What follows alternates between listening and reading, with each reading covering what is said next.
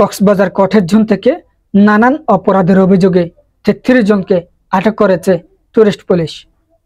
কক্সবাজার শহরের কটের জোন এলাকায় পর্যটকদের হয়রানি, মাদক, ছিনতাই এবং অনৈতিক কর্মকাণ্ডের অভিযোগের ভিত্তিতে অভিযান চালিয়ে ৩৩ জন নারী পুরুষকে আটক করেছে টুরিস্ট পুলিশ।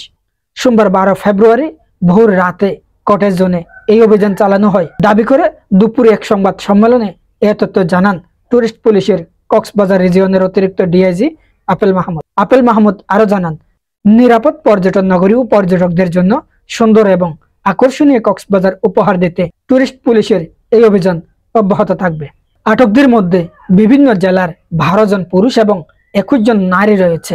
তাদের বিরুদ্ধে আইনানুগ ব্যবস্থা নেওয়া হচ্ছে।